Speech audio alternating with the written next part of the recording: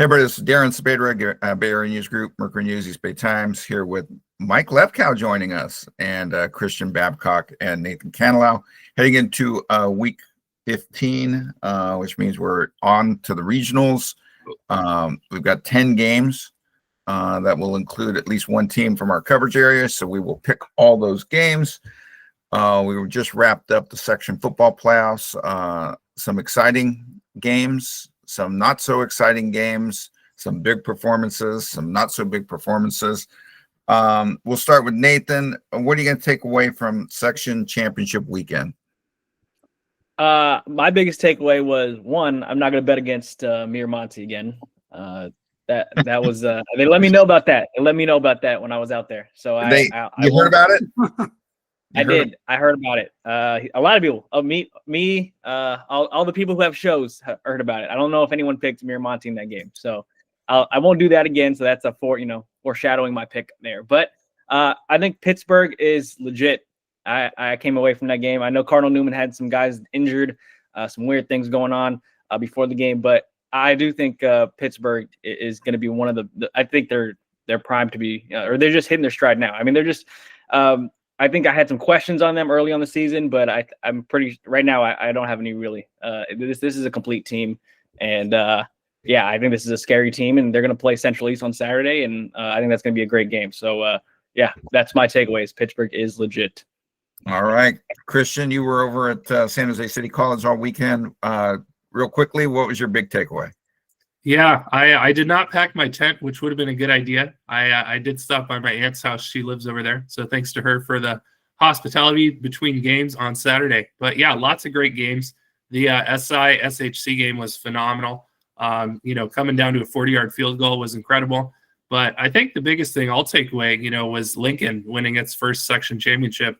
It was a great scene. I mean, you could see the look on Kevin Collins' face. They didn't have that opportunity for most of his tenure, and you could see how much it meant to him, to the kids, and Kyan Phillips. The way he played was just unbelievable. So great performance there for the Lions. It was great to see how many alumni they had out, and we'll see if they can get to a state championship this week. It'll be great to see. All right, Lefty, you were watching from afar. What's your big takeaway coming out of the sectionals? Well, one of the things I did before we got on here is I went on a couple recruiting sites, and I don't see Kyan Phillips getting a whole lot of attention. I think some of these coaches have their heads a little too deep in the transfer portal. I don't know. Maybe I'm wrong. I mean, he is 6'1", 195. He's been a great player at Lincoln since he was a freshman. I don't know why he's not being recruited, but anyway, or at least recruited more than he is. So that was one takeaway I had real quickly. I thought Kyan Phillips would have quite a bit of attention by now. Yeah. Real quickly for me, I got to see Bishop O'Dowd beat who did they beat? Who did O'Dowd beat? Tuna. For some reason, you were at the game. I was like, what's that? You were at the game. Come on, man. They left a huge impression on me. The team with the F, Fortuna. Yes. So anyhow, on Saturday, they were not very. Fortuna played hard they played hard the whole way, but O'Dowd just had too much talent. I mean, Lamar Ellis, 5 touchdowns. Brian Edwards, guy they called. They must have called you, because I've seen this in your story a number of times, Christian. Cheat code. Yes, he was the cheat code. Even had it on his little eye black cheat code, in case he forgot his nickname, kind of like how I forgot O'Dowd's opponent there momentarily. But anyhow, O'Dowd, very young team, look good winning Division 6, and we'll see what they do here in NorCal's. We got 10 games to pick. We're going to start from the bottom, and all of us here made our picks, and we are ready to roll. Starting with a Saturday afternoon, 12:30 kick in San Francisco, where Balboa will be at home to play CCS Division 5 champion. In the case of Coach Kelly King, 2-time reigning Division 5 champion. Piedmont Hills Pirates. King won a championship last year in CCS D5 with Leland. Got a tough draw, had to play Moreau Catholic, which was they were definitely underseeded. last year en route to winning a state. This year, Piedmont Hills gets the lowest division on the board, and they'll be on the road. So we will start with Mike Lefkow. Who do you got? Well, I'm going to go with Piedmont Hills. I think the key for Piedmont Hills, though, will be stopping that Mekhi Smith from Balboa. You're talking about a kid who's 6'2", 220. I think he looked real good in the championship game, the San Francisco championship game. But I think Piedmont Hills can handle him. And if they do, I think they're going to go ahead and win. There you go. Christian Babcock, you going with the Pirates? I am not. No, I was very impressed with Mekhi Smith. I mean, he kind of pulled his own Kyle Phillips last weekend with 6 touchdowns. And I watched the Cal High highlights a little bit. I think he has a cousin, I think it's a cousin who also got some carries. So I think it's going to be a tough test. I think Piedmont Hills is up for it, and I think they could win. I think it's going to be a very close competitive game. But I was just looking here. It looks like Balboa won the 7A state title last year, if I have that right. So this is a team, that's been there. They know they've been, on the NorCal scene before. I thought it was interesting. Glenn talked to Kelly King Jr. after the game. He said last year with Leland, they were kind of just happy to be there in NorCal's, and he thinks they're going to be ready for it this year. So, we'll see. Go out there and prove me wrong, and I'll eat some crow next week. So you were taking Balboa. Nathan, do you agree with Christian? No, I think Piedmont Hills take this one. I think they do a lot of tricky things on offense, and I don't know if Balboa has seen that in the City League. All respect to the City League, but I don't know if they've seen that. So I'm taking Piedmont Hills. And I am also taking Piedmont Hills. But the computer, hsratings.com, has Balboa winning this one, 35-28. The next one is a Friday night game that Christian will be covering. It's going to be in the Rose Garden District of San Jose, where Lincoln San Jose, making its first appearance in NorCal's, as Christian just pointed out, won its first CCS title after having to play the Big Bone game for a number of years, or not a number. I mean, we're talking decades of playing the Big Bone game. But anyhow, that game's now played early in the season. So Lincoln's at home to face Gridley. I didn't even know they had football at Gridley. I thought it was a basketball. And they got basketball next weekend, the Gridley Invitational. Yeah. So what's going to happen with if Gridley wins this game and has to go to SoCal next week? But anyhow, that's Gridley's problem, not ours. Gridley's 13-0 and Lincoln San Jose at 7-5. We will start with Nathan. Who you got? I got Lincoln. I think Kyle Phillips is going to run for the game of his life in this game. So I think Lincoln's going to pull it out. I think it'll be close though. I think Gridley, like my rule with them is if I don't know where it is on a map, they're probably pretty good. It's I up really there. Don't know what Gridley. It's way north of, yeah. And the administrators, they're probably like, we want our team to win, but man, what are we going to do next week with the basketball tournament? And I don't think Gridley's going to come all the way down to San Jose and lay an egg. I think that'd be pretty tough. So I will give Lincoln the win. I'll give Lincoln the win. Christian, who you got? Yeah, Nathan, I think Kyle Phillips probably had the game of his life last week. I'm not sure he can top 6 touchdowns. I'd be fascinated to see it, but we'll see. No, but I think Lincoln's in a good spot. I know Kevin Collins was hoping to get a home game. I think this sets up pretty well for them. Like Darren mentioned, it's a long trip for Gridley, and you kind of want. I'm sure there's some crossover between the football team and the basketball team. So I kind of wonder where their heads are at. I'm sure they're gonna bring a lot to the table. They're 13-0, but yeah, I think Lincoln's in a good spot to get this one at home. And I think if they win it, they'll have an excellent shot at winning a state title next week. Lefty, you got Lincoln too? I am taking Lincoln. It'll be interesting to see who's in that Gridley basketball tournament. That is a great tournament. Every year it's got really good teams. Definitely. I've also got Lincoln, and the computer has Lincoln winning 36-20. The next game on the list is a 5A game where Miramonte, the team that Nathan covered last weekend, they are 8-5. This JV call-up quarterback is now 3-0 in the postseason. After having an impressive debut in a close loss to Campolindo in the regular season finale. He will be under center, obviously, on Saturday night. They're going to be playing Calaveras. Calaveras is 11-2. Nathan, we looked up where Calaveras is. It's like east of Stockton. Is that where it is? Yeah, just like 40 miles east of Stockton. It's pretty far. It's about a 2-hour drive from Orinda. All right. Yeah. Well, I'm gonna go with Miramonte. I'm gonna jump back on that bandwagon. I'm taking Miramonte to win this game. Mike Lefkow, who you got? Well, I'm going to jump off the bandwagon and go with Calaveras. I think the Miramonte coach has done a tremendous job, and I hope he's a Coach of the Year candidate. But I think that long trip is going to be the difference in this game, and Calaveras is going to pull it off. Nathan, you going against the Mats? Are you taking?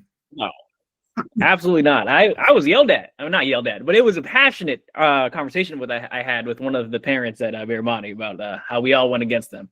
But I'm taking Miramonte. And I think, I believe in they're battle tested. Nick Safir in his closing remarks to his team said we are the only DAL team standing.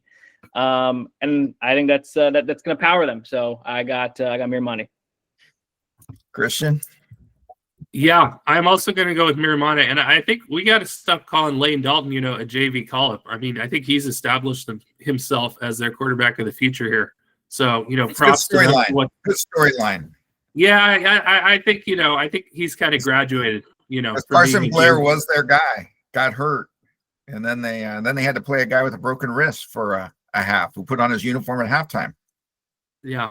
No, it's a good story, but I think he's kind of past that now. So, and you know what? I think he's gonna lead him to victory this week. I mean, they've been rolling, and they're certainly battle tested. I was very impressed with how they came back against Hayward. I mean, Hayward's a team that has just kind of rolled over a lot of teams this year. So I think they'll be ready to go, and I think they'll pull it out.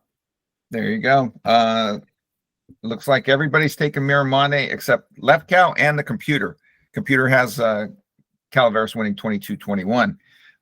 This next one is a 5AA NorCal game. This is going to be played on Friday night in Chico, where Bishop O'Dowd, the team we talked about a little earlier, that beat Fortuna last week. Not Folsom, not another team with an F. They beat Fortuna, team that traveled 250 miles for that game. Well, anyhow, O'Dowd got the win, big win, scored 59 points on Saturday. They're now 9-4. They're going to be playing Chico at 11-2. Christian, is O'Dowd going to travel well and bring back the NorCal championship trophy? I do think so. Yeah. I mean, looking at Chico, they're 11-2. They've played, I believe they beat Elk Grove, if I recall correctly. So they've played some good teams, but O'Dowd, I think they're peaking at the right time. The fact that they scored 59 points against Fortuna was certainly eye-opening.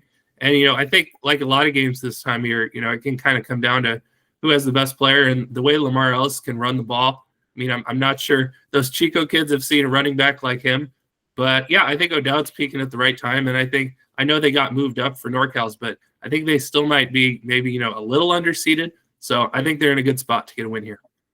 Nathan. Yeah, I think Lamar Ellis runs for like 80 touchdowns in this game. I think this is it's gonna be lopsided. I think O'Dowd's gonna win big. So give me O'Dowd. Wow. All right, Lefty, you think O'Dowd's gonna win big, or I tend to think those games up in the north, in the way up north on that side of the north, those are tough games. Yeah, I agree. I mean, that's a long trip. There's gonna be a good crowd at Chico. Chico will have a crowd. It will be a home field advantage for sure. I think O'Dowd's going to win, but I don't know that it's going to be a huge margin. But I just think O'Dowd's probably going to have too many athletes for Chico. Yeah, I got O'Dowd winning too, so clean sweep except for the computer. HS Ratings is taking Chico 27-21. This next one on the list is a 4A game. It's going to be Saturday at 6 o'clock at Menlo-Atherton High, where El Cerrito. After last year, we all chronicled what happened at El Cerrito last year with the ineligible players, the forfeits, coaching change. Well, the Gauchos are now 11-2. They're in 4A. They're going to be playing a red hot Menlo-Atherton team that is peaked down the stretch. I am going to start with Mike Lefkow. Who you got? I'm going to go with El Cerrito. I was very impressed with the way they handled Rancho Cotati. I think Cotati is well coached. They have a good team. And for El Cerrito to go up there and do that, and then I think they beat Ukiah last week. So, and they beat Dublin. They've played some good teams in this playoff. And they're, I think you talk about a team that's peaking at the right time. I think El Cerrito might be peaking as much as MA is right now. Yep, I agree. I'm taking El Cerrito. Nathan, who you got? Yeah, I'm taking El Cerrito. I think this is one of the cooler stories this year for El Cerrito, and to go from where they were, just a season ago to now, and all the, what all that happened. I think they're going to get it done, and I do think they have the leg up on MA in terms of pure athleticism. So I think El Cerrito's going to take it. Christian? Yeah, I'm going to go with El Cerrito too. I think this isn't a super long trip for them. It helps that it's on Saturday, but I think they're very talented. I'm very impressed with what they've done this year, how they've responded. And, MA's been on a tear, and I think, it's going to be a great game. I mean, I don't see why it wouldn't be. I think it's going to be pretty close throughout. But, MA, they have good experience, and they played well in the PA all day. But, like Nathan said, I think El Cerrito brings a little more to the table, so I'm going to go with them. Clean sweep for El Cerrito, as the computer also has the Gauchos winning, but close, like Christian said, 22-20. So clean sweep, everybody's taking El Cerrito. Next game on the list is a 3A game. This is Saturday in Oakland at the Mac House, where McClymonds at 10-2. It's going to be at home to play Roseville at 12-2. Computer likes Roseville, 21-17. Nathan, does the computer have it right? Nah, Mac House all the way. I think Mac. I mean, them being at home is huge. Especially, I know Coach Peters talked a lot about their depth, but if it's a home game, I think those kids from West Oakland are going to get up for that. And I like Burrell Staples a lot, and I think he's going to lead them to a win. So I'll take Mac. All right, Mike Lefkow. Yeah, I'm going to go with McClymonds. I think that's a tough place to play for a visiting team. The way the field is configured and the scoreboard's configured. It's a little bit of a different atmosphere for a lot of these teams. And I think that we'll see how Roseville does, but I think McClymonds wins. All right. Christian? Yeah, I'm going to go with McClymonds too. A little birdie told me that Rashawn Duncan is healthy and playing again. And he and Burrell Staples, and plus, what they do out of the backfield, I think it's going to be tough. So I think they're in a good spot to get this one at home. All right, clean sweep, at least on the human side of things. We all got McClymonds winning, and like I said, the computer has Roseville at 21-17. Next one, this is a 3AA game, very intriguing matchup. It's going to be up in the city, where St. Ignatius, which has gotten hot down the stretch, beat its rival, as Christian noted last week, with a 40-yard walk-off field goal to go to 7-6 on the season. They are now going to be at home to play Monte Vista. And Monte Vista also has gotten hot and got a big win last week over Clayton Valley to win the NCS Division II championship. So these are both the Division II winners of the CCS and NCS. Christian, I'll start with you. Is SI going to win a NorCal game this year and make it to state? They came close last year in a higher division. They did, yeah, against then Central, now Central East. There was a little possible second half SI action happening last year, but it was not to be. But yeah, I think they're in a good spot. It's interesting. I was initially going to lean Monte Vista. I know they're kind of getting on us for lack of respect, and well, here we go again. But I think they're going to give SI a game. But I was impressed with SI. I think that's a team that's really peaking at the right time. Their offense didn't really get going against Sacred Heart Cathedral. I think a lot of that has to do with how familiar the Irish are with them. So I like this. I think this is a good spot for SI at home. I was talking to Lenny Vandermeid, their former coach, last night, and he was happy to see that Juwan Lawson is former OC, and the boys got it done. So I think they're going to keep it rolling this week, and maybe they'll see each other next week in Southern California. There you go. Nathan, is Monte Vista going to get it done? Oh yeah, I'm not going to be put on blast on Twitter again. Chris, our fellow friend Chris Babcock, screenshotting all our picks, and you're going Mustangs on the road. I'm going Mustangs, man. I think they're going to get it done. I like, they just have this grit to them, and I think it starts from their head coach Joe Wingert, and I think they've been kind of up and down in league play, but I feel like they finally figured it out, and I like Monte Vista in this one. Mike Lefkow, you agree with Nathan? Yeah, for the record, I'd just like to point out that it's hilarious that, to me, what came out of all that Twitter exchange, not only, do certain members of the Bay Area media confuse me with Chris Babcock, even Monte Vista's own coach, is not sure, if it's Chris Babcock or Christian Babcock making the picks. So that kind of made my night last night. So there you go. Lefty, who you got? Well, I went back and forth on this one. Monte Vista is I love what Wingert's done at Monte Vista. I think he's another real good coach, but I think they've been a little bit inconsistent this year. It's tough to get a read on them. So I'm going to go with SI in this game. SI is playing in San Francisco, and I think that'll give them a little bit of an advantage in this game. I'm also going to go with SI. I think it's going to be much closer than the computer has it, which there's not many blowouts in this competitive equity era, and the computer has SI by 11. Is that right? 28-17? Yeah. It's interesting to me, watching them and reading some of the box scores. It sounds like Monte Vista, wants to run the ball a lot. SI can pass it a little bit. They didn't have a ton of success last week, but yeah, I was also surprised to see an 11-point spread on this game. All right. Next game on the list. This is a Friday night game. Nathan will be here. It's St. Mary's of Stockton, where Serra going to renew. I wouldn't call it a rivalry, but they played St. Mary's a few times in the late 2010s and had some good games with the Rams. Well, they're going to be hitting the road to play the Rams on Friday night for the 2AA championship.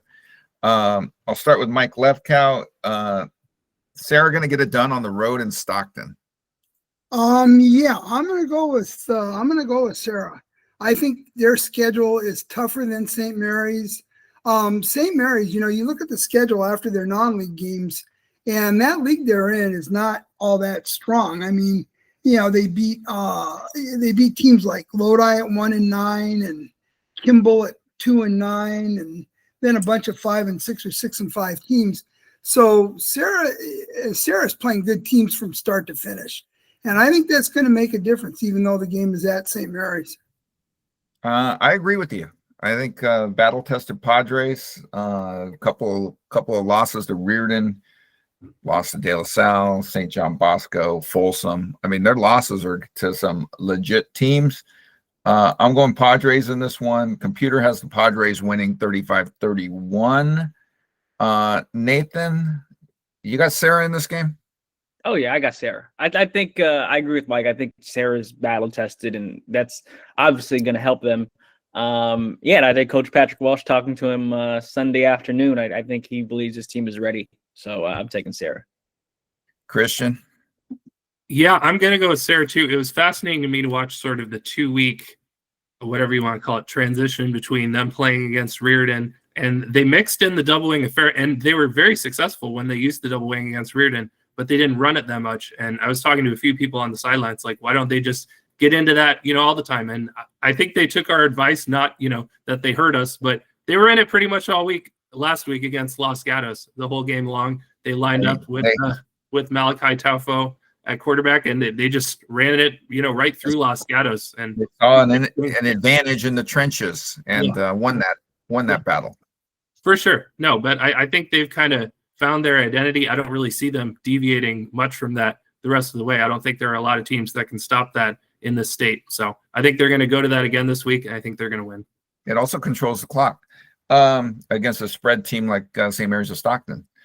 2 more games on the list. This one is a Saturday game, Division 1A. Nathan's going to be there. We're Pittsburg at 12-1, obviously sizzling.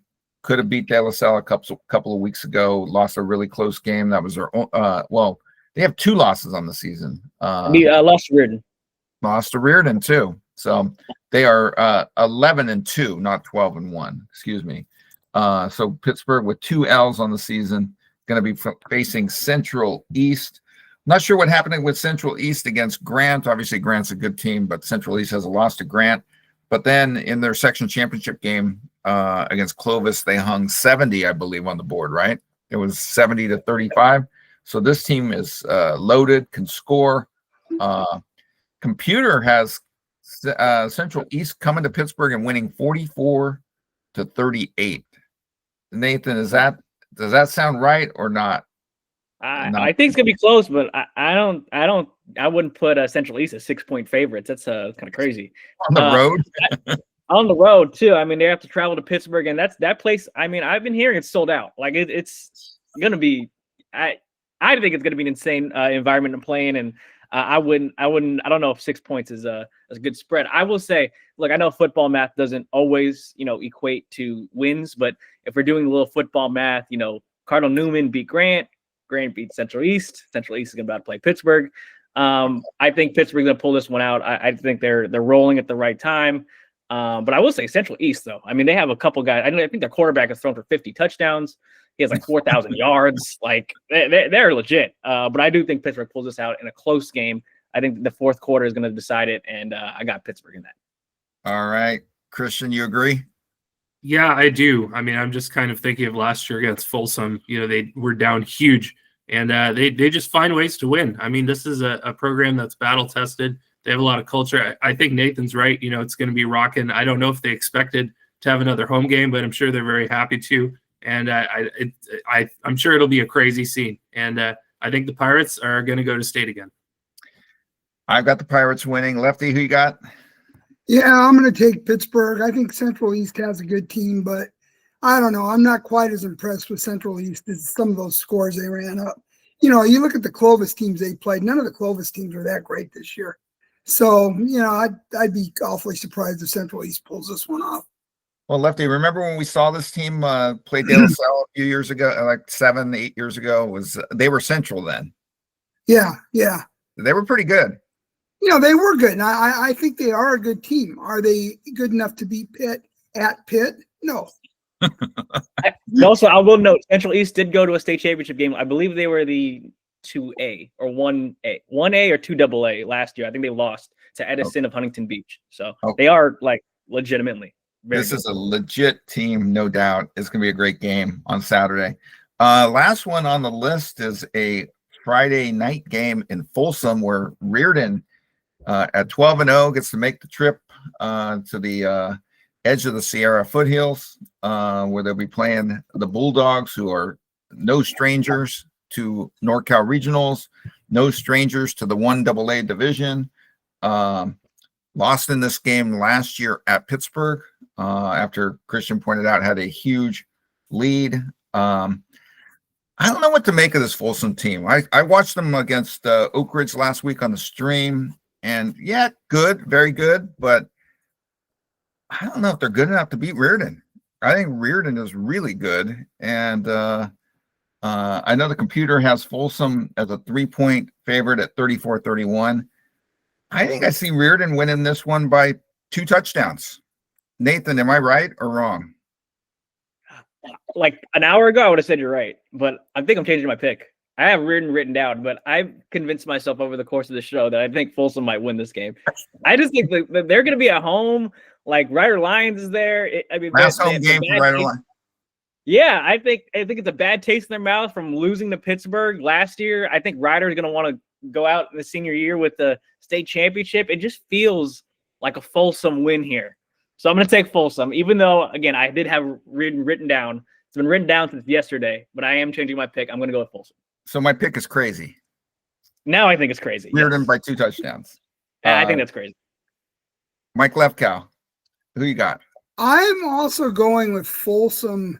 These are 2 teams that have a lot of kids who are going to go on to 4-year college programs, and tomorrow is Letter of Intent Day. And I'm just wondering what kind of hangover there'll be with some of these kids. I read that Rider Lions right now, he's still solid with BYU, but if the BYU coach leaves, will Rider Lions flip his commit? Who's the Perryon Williams is flipped from Utah. I mean, these kids have a lot to think about this week besides that football game. And like I say, I'm just wondering if there's going to be a little bit of a hangover with some of them. Good. And good Jameson point. Williams as well. Jameson Williams did decommit. The star wide receiver for Folsom, I believe, just decommitted today from Ole Miss. He decommitted. Oh, yes, yeah, I saw that. Yeah. And what about Michael Mitchell? Is he Stanford bound, or do we know? He seems solid for Stanford now. Okay. Yeah. To play for Tavita Pritchard, a guy I saw pull off one of the greatest upsets in college football history in his first start for the Cardinal many, many moons ago. But anyhow, Christian, you're the last one. Are you going to go with Michael Mitchell Jr. and Riordan on the road against Folsom? And are you going to go with Rider Lions in his final home game for Folsom? Yeah, I'm going to pull an anti-Nathan. I actually had Folsom written down, but I mean, the more I think about it, this is, I think, Adair Ravapati likes to talk about how Michael Mitchell is the best quarterback in the country. Well, here you go. Here's Rider Lions. And, I think it's going to be fascinating. I think what Riordan brings to the table in the run game is going to be key. But, I think this is the ultimate prove-it game for Riordan and, for Michael Mitchell. Going to Stanford, he's lined up to try to, pull his own Tavita Pritchard one day at Stanford and bring them back. And, Andrew Luck, sounds like they're kind of in lockstep. And, he's going to have a chance to compete as a freshman next year. So I think this is if he goes to Stanford, he's not committed yet, right? No, but I would be shocked. I mean, okay. Flipping this late, yeah, I think he's locked in. So, you know what? I'm going to go with Riordan. I think they're going to go on the road and get it done. I thought Mitchell was committed. Yeah, he's committed. Yeah. Oh, has he verbally committed to Stanford? I thought it was just a. I thought he's committed to Stanford. Yeah, he's committed. Yeah, he's going to Stanford. Yeah. Okay. But he has to sign tomorrow. So. Oh yeah, no, I know he has to sign, but the last I saw was when all that news was breaking that he was a what do they call it, Lefty, in recruiting terms, when you haven't committed but you're a strong lean or whatever the hell they call it. Yeah, I'm not. I mean, Stanford was in a strong lean. Yeah. Crystal ball. The crystal ball. Oh, the crystal ball. Yeah. He committed. He committed on Saturday. I know we were all running around, but I managed to retweet it. But yeah, Vanderbilt today just flipped the 5-star from Nashville. So, reading between the lines, I think that's probably why he decommitted from Vanderbilt. And I think he's locked in to try to bring Stanford back to prominence. Yeah, I think that had a little bit to do with it as well. I'd say 6'4", 225, and supposed to be a stud and a half. Yeah. All right. So Christian and I are taking Riordan to win. I'm going out on a limb and thinking that they're going to win by 2 scores. That's Christian crazy. says no. That is not going to happen.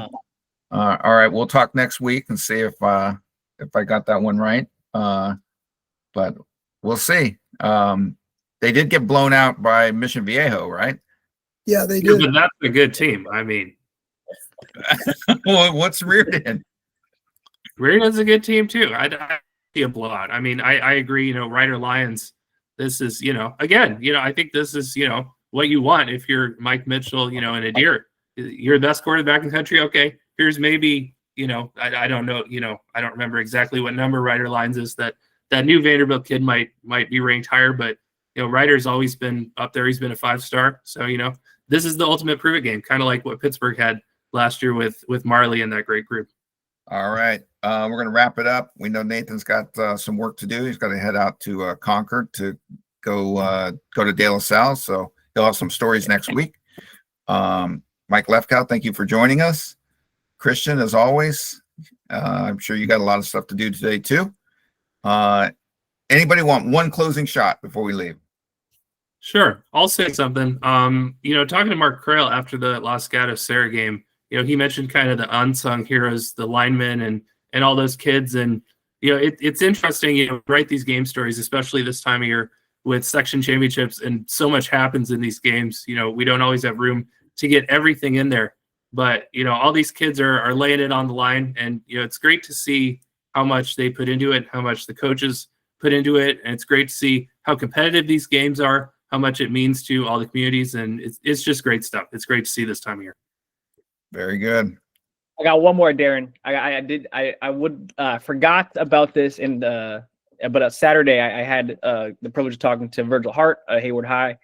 He talked a lot about how he thinks that Hayward's coming back. A lot of these kids that didn't stay, or they go to the WCal, or they're going to other schools around the area. He believes they're really starting to stay at Hayward, not just Hayward, but Moreau Catholic, even Redwood Christian. So I do want to give a shout out to the city of Hayward. I think they had a really good football year. The last 2 years, really, if you count Moreau and their state championship. I think we're in for hopefully a good time of Hayward kids staying and building up those programs, whether it's Tennyson, Hayward, Moreau Catholic, or Redwood Christian. And you mentioned Hayward brought a lot of fans who were looking. Oh yeah. Looking to see the Farmers win their first section championship since 1979, get out to a 2-touchdown lead, and then have their hearts broken. I think they'll get there. I think they're close. I mean, if we said Hayward played Miramonte 5 years ago in a section title game, I don't know if a lot of people would believe us. I think this Hayward team. We're on the come. I think they're on the come up for sure. All right. I'm going to wrap it up there. Thanks, everybody. Check us out, mercurynews.com, eastbaytimes.com. Sign up for that digital subscription as we are now heading into basketball season. So that's a wrap.